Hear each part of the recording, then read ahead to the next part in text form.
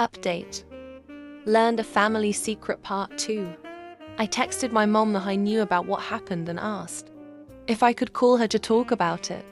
We talked and did clarify some things my dad likely forgot. Even before she had started seeing my dad, my mom and stepsister were having problems. Her ex-husband was a fair-weather parent and wasn't very supportive. My stepsister, during her last 2 years of high school, became part of a clique of girls who were always in trouble.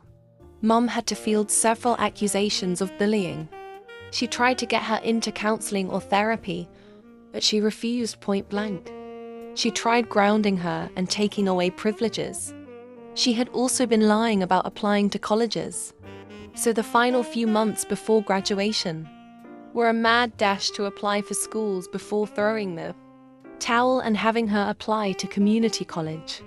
When she married my dad and moved the both of them into my dad's house, the only expectations my mother gave her were be nice and be tidy. Well, she couldn't follow those guidelines and clashed almost every day with my parents and would raise her voice at me for watching TV or playing. My stepsister only lived that house for over a month before my mom sent her away. The breaking point was reached even before the photo album. My mom told her ex-husband he had to take her for a while. Stepsis was pissed because her father lived an hour away and she wouldn't be able to see her friends, but Mum put her foot down that she couldn't stay there with the way she had been treating everyone.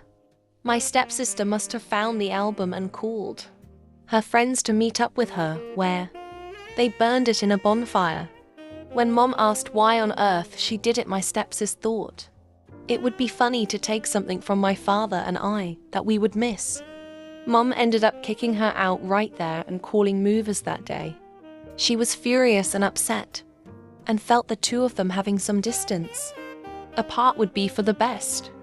However, my father never blamed my mom for what had happened. Mum told me she just didn't have the desire to reconnect with my stepsister when she reached out a few years ago. She can't let go of my stepsister's deliberate cruelty to not just her and my father, but to me. In her absence, she had a wonderful husband and 2 sons, my older stepbrother and I, who were kind to her. My relatives all loved her. She admitted that her mental health had improved considerably without my stepsister around. She had wanted to prioritize the people in her life who weren't toxic. She assured me she hadn't left her with nothing. She had full access to a college fund that my mother set up for her.